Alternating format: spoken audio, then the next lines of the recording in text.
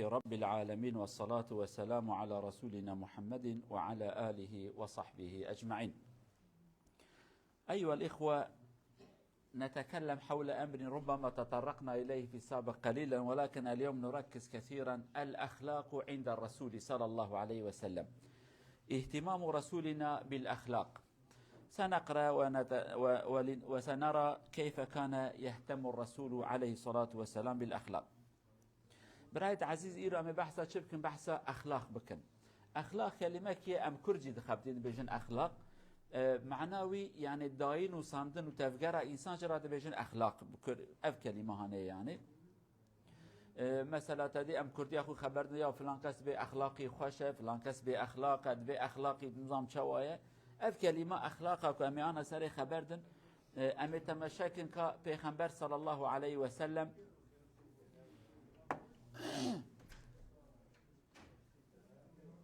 جوارا إشارات كبيرة بشكي بسكنة حجي مسكا خير أخلاق أب أخلاقي هانيكا بيغمبر صلى الله عليه وسلم چقا سال سروي أخلاق تساكن وچقا سا قيمة دا أخلاق أمي أنا لسروي خبردن إن شاء الله. طبعا وكلنا نعلم بأن الله عز وجل مدح رسوله في القرآن الكريم وقال وإنك لعلى خلق عظيم. هذا أولا، لم يمدحه على أمور كثيرة ولكن مدحه على الأخلاق. وكثيرا ما نرى بأن الله عز وجل يبين بأنه صاحب خلق عظيم، ولو كنت فظا غليظ القلب. كل هذا يدل على عظمة الأخلاق في حياة الإنسان، والله هكذا يقول في حق الرسول صلى الله عليه وسلم. والرسول كذلك يقول عن نفسه إنما بعثت لأتمم صالح الأخلاق، وهناك رواية يقول مكارم الأخلاق. إذن الرسول صلى الله عليه وسلم يربط غاية إرساله بإتمام الأخلاق. آياتك بيروز هي خدي عز وجل تداد بجاء مش بيخنبر دبيت تخوي أخلاقك يقلك مازني أخلاقك تقلك خوشه. ده آياتك دني دا خدش بيخنبر دبجاء أجركو أخلاقك نخوش بونا، بازارة حشك بونا، داينو صندنة نخوش بونا، تكس كيل دورة نتسكني. دوان هر دو آيات داجي خوده قلك تشتاب أخلاق و قريده ده. جي بيخنبر نابجت قلك لميش كيت روج تقريبي تشتي نقوتيه، نابجت كني تدرجت زنجين فقيري ويجي نقوتيه، نابت شاف لميجات كيتر لميجا روجت كيوي تشتي نقوتيه. ليه؟ دبيت خودي أخلاقك يقلك مازني. بيخنبر جي دماغ بحثا خود كد بخوده مشانديه جبونه که از بینایه و آوایی اخلاق باک تمام بکم، یعنی اخلاق حساب بکم. هر پیغمبره که کاتبه جعالی اخلاق دا تشتکی آنی به پیغمبر آتیه وی دواره آنه تمام بکه، یعنی اخلاق پاک یک هدف و غایت پیغمبرن علیه الصلاة والسلام که خواده یشاندیه جبونه که اخلاق پیورن پاک کرنه. ابیا براد بیر آمد دابه که اخلاق او قصال جن پیغمبر ورب عالم شاندنا بيخنبر في أخلاق وضايا قريدان. أمر آخر العلماء يركزون عليه كثيرا ويقولون نحن حينما نقرأ القرآن ونرى بأن الله يتكلم حول الصلاة، كذلك يتكلم حول الصوم أو يتكلم حول الحج أو الزكاة، كل ذلك عبادة ولكن لها نتيجة أخلاقية، عبادة لها نتيجة أخلاقية. إذن الغاية من الصلاة ليس الصلاة فقط، الغاية من الصلاة أن يكون صاحب خلق جميل، لأن الله يقول وأقم الصلاة إن الصلاة تنهى عن الفحشاء والمنكر. هكذا يربط الله عز وجل من ناحية الصلاة، يربط الصلاة بذلك. نتكلم عن الزكاة، يقول خذ من أموالهم صدقة تطهرهم وتزكيهم. الصلاة كما أنها يبعد الإنسان عن الأخلاق السيء، كذلك الزكاة يعمل هكذا. الصوم لعلكم تتقون. الحج كذلك الله عز وجل فمن فرض فيهن الحج فلا رفث ولا فسوق ولا جدال، يعني إذا أنت ذهبت إلى الحج حافظ على لسانك وعلى يدك وما إلى ذلك من الأمور التي يسود سمعتك. إذن هذه الأمور من ناحية الأخلاق أركان الإسلام، ولكن لها نتيجة من ناحية الأخلاق. أركان العبادة ولكن يؤثر على الأخلاق الذي مدح الله رسوله بأنه صاحب هذا الخلق العظيم. تشتكي او گوی باش بدنه لمش چقا سمازنه لمش حج چقا سمازنه روجی زکات بکردی خو ام بجن وانا تدی ام دم پنج حب تمل اسلامی هنه ترکید بجن شرط اسلامی بکرمانجی به تمل بنگاه اسلامی کو کلمه شهادت یا لمیجا روجی زکات حج اوان هانه وان رکن هانه وان اساس اسلام مازن تدماشت کی خود بحثا یکیت که لیدبه تویا بکی اخلاقیت باشت به تویا کی اخلاقیت توکی یعنی غایه لمیجا نه لمیجا بتنیه غایه لمیج اخلاقیت پاک به خودت بجد قرآن دا لمیج انسانش به اخلاقی و خرابی دور دخینه تنها عن الفحشاء لمیج زکات بجد زکات خوب ده زکات رحی و پاکت که رح پیسیتی هیه دستگرتی هیه تمحکاری اف تمحکاری کب کرمانجی هم جراد بجن خسیس بخیل دستگرتی جمری ور حاصل ناوی پرن یعنی اوانا پر انسان رزیل دکن پر انسان رزیل دبه یاجی تماشی روجیت کی روجی خودت بجا روجی کو روجی بگرن ونه ببن خودی تقوا کی ونه خوش حرامی به امریام دور بخینن بحث حاجت که دبی حج کی هر حجه او انسان هانه کنیت خویا حجه هانه دره و خرابی و پیسیتی و بی اخلاقی چنا باورن کرن یعنی وان فرض کو ام دبیجن فرض حجه فرض لمیجه روجی زکاته وان فرضا تف خودی چه با گریدایه گوتیه وانا فایده ویش اخلاق ورهنه فایده ویش اخلاق رهنه فایده ویش اخلاق رهیه او قصا کو اخلاق مهمه اخلاق وکا کتبیجی تدخوازی ببی تشتکی مازن جبونه تبی مازن تچه بکی تیوان تشتا بکی اخلاق مقام ان مازنه جبونه مقام مازن روجی لازمه زکات لازمه حج لازمه وانا تفد بن آلیکاری کتب بی خواهی اخلاقی که مازن مثلا یکی که دروانه که نب چکی خوشک معروف دروانه که چه وای دروانه که لدبک روجی لمیش بکره فدید که بجز چند دقیقه پاش هرم لمیش کم خودره خبرتم نعی بجمرا ولی از درواناکم یاجی یکی که دزیه بکه حیرا والله از دزیه بکم دادید 3 دقیقه پاش هرم لمیش بجم الله اکبر عیب نجمرا از بجم یا ربی تریا راس بکن نسیبم اچم داویه دزیت کم به شکل یعنی لمیج و روجی و زکات خودت تشتی کت بجد به وانا اونه پی تمیز ببن اونه پی راست ببن ایجاد برده تشتکی تی عقلی و اتزانم فلان کس لمیج تکو دزیت که لمیج تکو ظلمت که پروبلم لمیج ده هیده مکی اول لمیج اوی تمام نبی هیجا کل لمیج اوی صد راست بو اوی انسان ایدی نکاره درواب که چنابه یعنی مثلا البرا ویا باش زانه جواره بجم که عقلی و ونچن دکتر بجا ولا ویتامین د و کمه نه ویتامین دی چقا کمه ولا گله کمه اجمونه که باش بگره چه بکم دبی حبا کوکو ام بجن 40 میلی گرم اگر تبخبتینی حبا 40 میلی گرم تبخبتینی دم هاسه ما دا ویتامین د ات باش تبه واجی چو دکانه و تما شکل ولا ویتامین دی بهای او 40 و گفتم ابا 5 میلی گرم استین و چو یه ارزان آنی 5 میلی گرم و هرو تخون دکتر گوتیه 40 تا 50 تینی یعنی 8 جاره زیاتر گرات بخوی ای والله از 8 حبا بخوم زیاده از آچلی بسین اوجی بهای از هرم ابا 5 میلی گرم بینم ای 5 میلی گرم راست ارزانه اما تی باش نابی تی هر دکتر بیت ویتامین تخوی هر دکتر خوب دکتر تماشات که هر کیمه دکتر داوی عاجز بد و جابینه کا کیش حب تخوی تی تماشات که گوته 5 میلی گرم دکتر به مبارک مشترک گوته 40 میلی گرم تی 5 میلی گرم تخوی گرت چلی بخوی حتی باش ببین لمیج ماجی حتی کو ببل لمیج امپراس ببن گره لمیج ما تام لمیج به امزان ببین ام چما لمیج کن ام دوین الله اکبر معنی الله اکبر چیه معنی الحمد چیه معنی تحیات چیه معنی سجده چیه معنی رکوع چیه چما 5 وقت لمیج کن قبل ما معنی فهم کرد بی وقت لمیج ما راست که یعنی و براستی ابياش بير وانكن انسان كل ميج بك ولو دزي بكجي يا اداويه توبه بك دزي نك يا داويه الميج نك هر يك هر دو بهبر نامشن زمان کی درج چند روزشن چند سالچن داويه ساكنن وقت پیغمبر علیه الصلاه و السلام صحابتين شکایت ظلام اكيد كند يا رسول خدا والله دزيش يعني خرابي كي كيماني كي هي گناه کی مازن ولكن تشتكي نلاقيه دبي الميج کو وی تشتت او دخوازن کو پیغمبر جوانا بیجه هر انجرا بیجه برال میج نکهیدی چه نابه پیغمبر بین بیل برال میج خب که الميج وی بزورینه ای راست بکه روکی دو هفته کی چند ما در باست به توبت که دبه انسان کی راست دبه افندی صحابه کیف کند یا رسول خدا والله وای توبه کری الحمدلله دی خرابی ناکه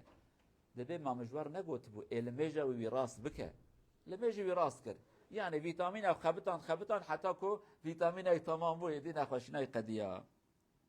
بفي شكل هاني غير ام بزانبه. طيب هذا نظرنا الى القرآن بان الله عز وجل يركز هكذا لنرى الى الرسول صلى الله عليه وسلم ماذا يقول في حق الاخلاق وحق اصحاب الخلق. الرسول هكذا يقول صلى الله عليه وسلم اكمل المؤمنين ايمانا احسنهم خلقا هكذا احسنهم خلقا أي الرسول صلى الله عليه وسلم يجعل علامة الإيمان الكامل أن يكون صاحب أخلاق. هكذا نظرة الرسول صلى الله عليه وسلم إلى الأخلاق كما الله عز وجل يركز كذلك الرسول كان يركز على الأخلاق. حتى له حديث آخر يقول إن أحبكم إلي وأقربكم مني منزلة يوم القيامة أحاسنكم أخلاقا وإن أبغضكم إلي وأبعدكم مني منزلة يوم القيامة الثرثارون المتشدقون يعني الذين تصرفاتهم وكلامهم غير جميل هؤلاء أبعد الناس مني وأقربهم مني منزلة صاحب الخلق الجميل هؤلاء قربى أو يكونون في درجة قريبة من الرسول صلى الله عليه وسلم. پیغمبر ما اوجد حدیث خدا لسر اخلاق سکنه دبیجه ان مسلمان خودی اخلاق خودی ایمان تمام اوک اخلاقی خوشن اخلاق جی قالوا جماعت کلمه کفره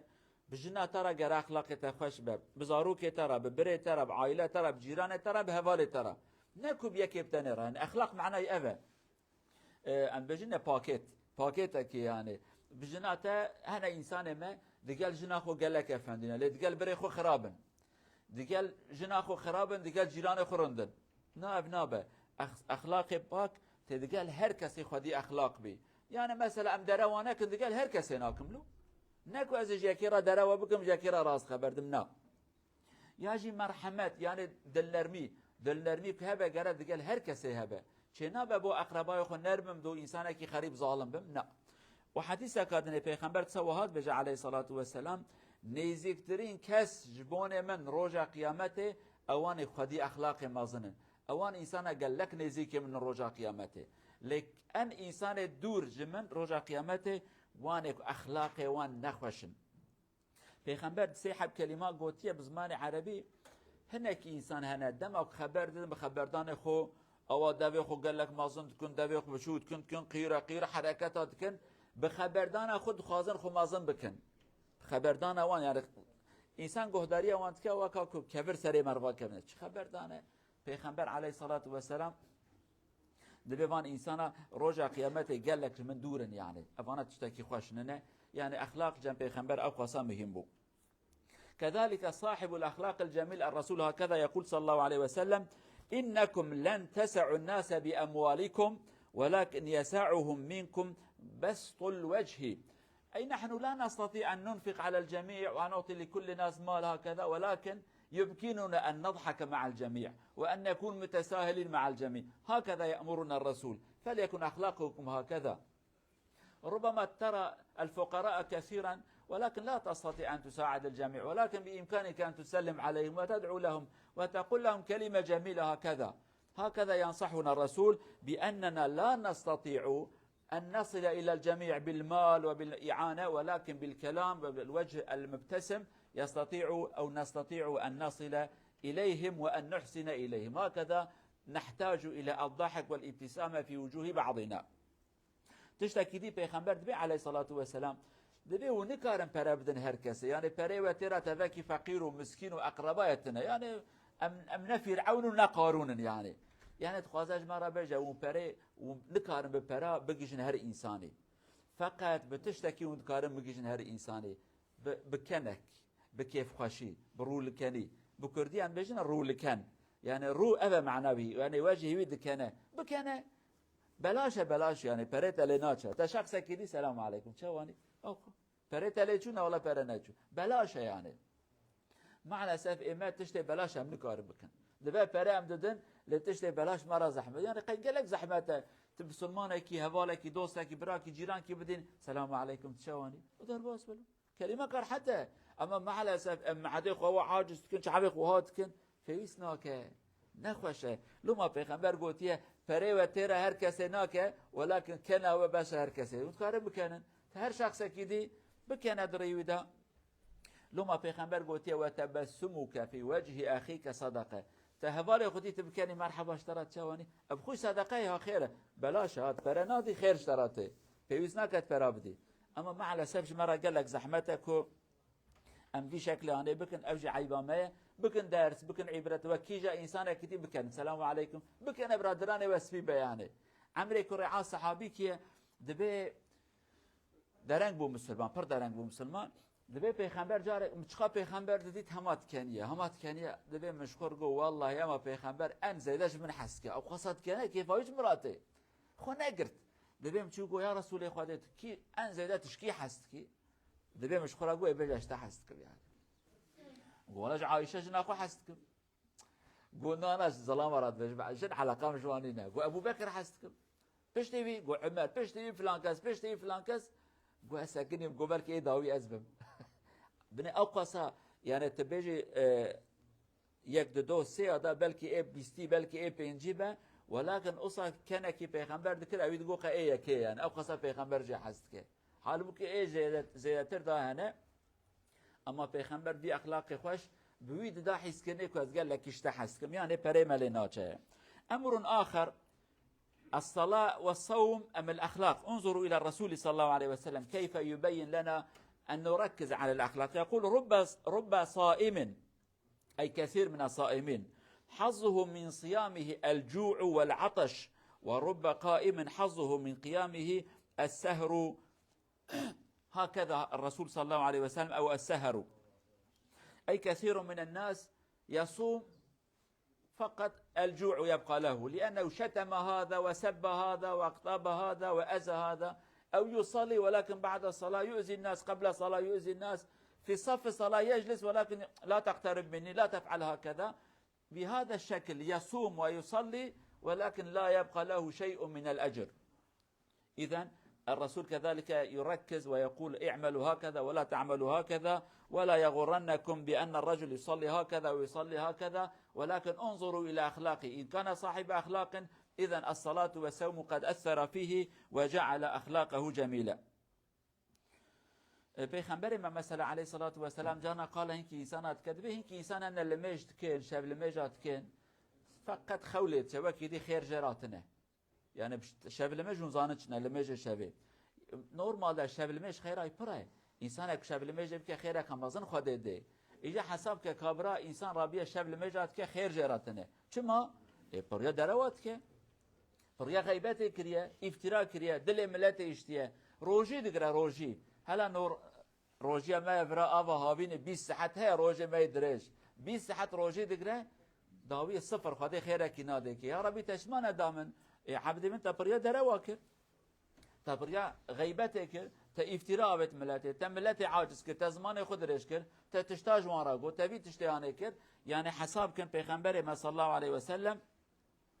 او قصال سرت سكني وتقو ابيا تشتكي خرابه ابيا تشتكي نباشه ابيا واكنويه مثلا حديثه كادن يجي پیغمبر بحث يتكلم انا بيجن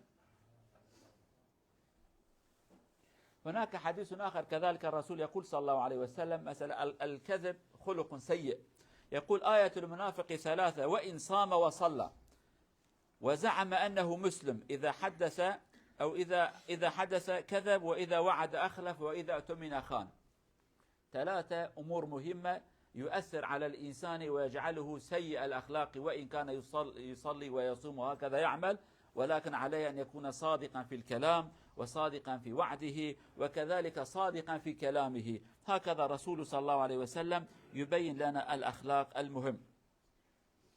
التصرف الجميل الضحك في وجه الناس الابتسامة إعانتهم فأمور مثل هذا الرسول صلى الله عليه وسلم يحثنا على أن نلتزم بالأخلاق وأحيانا يأتون إلى الرسول صلى الله عليه وسلم يقول عندنا المرأة الفلانية تصوم وتصلي وتعمل هكذا ولكنها تؤذي الجارة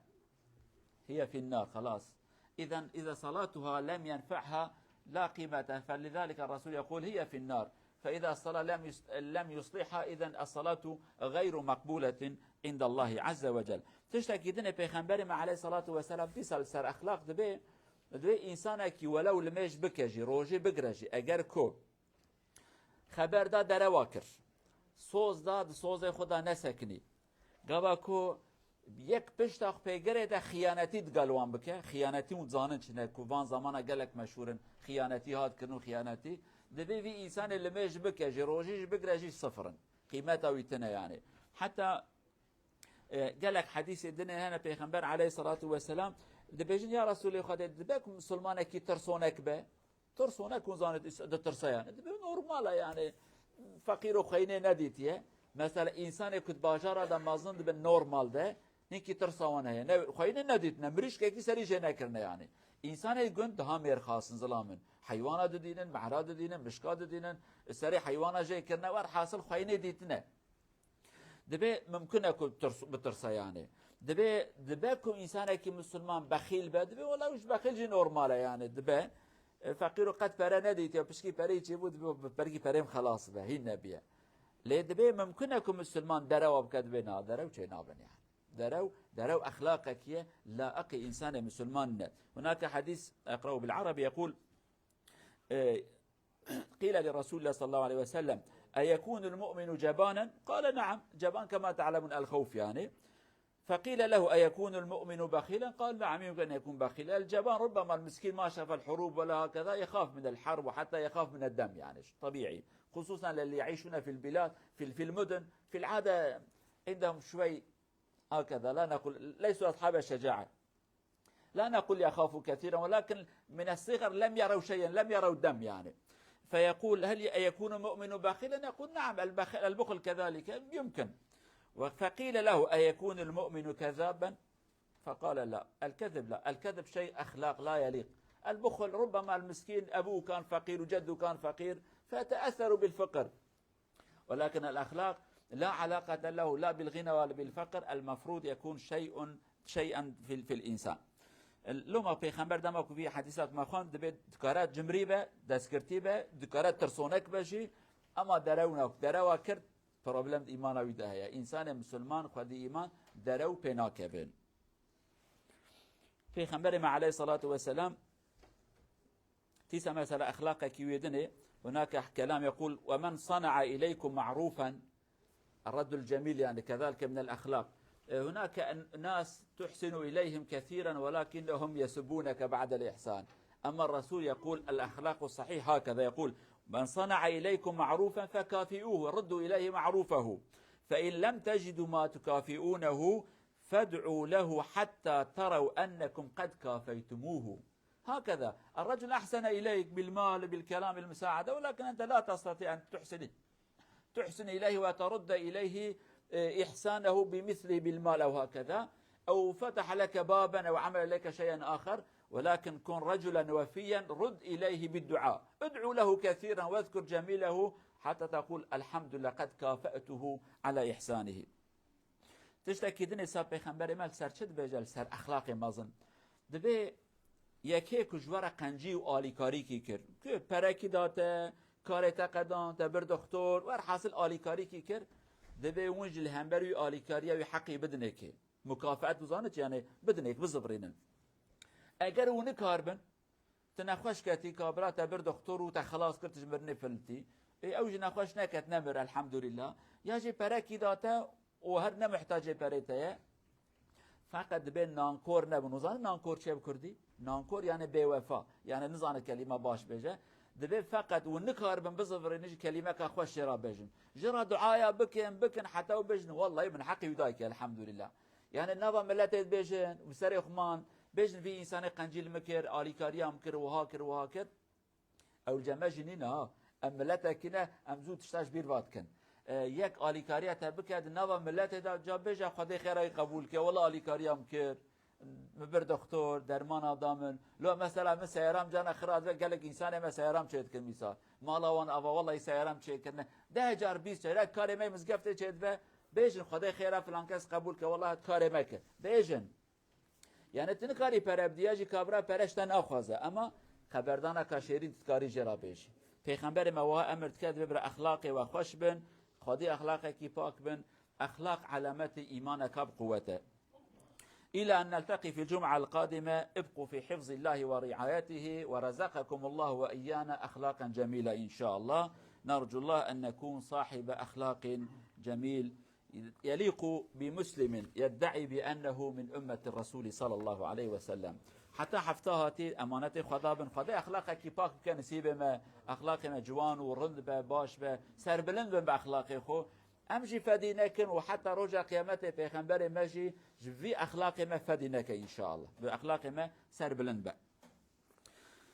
محترم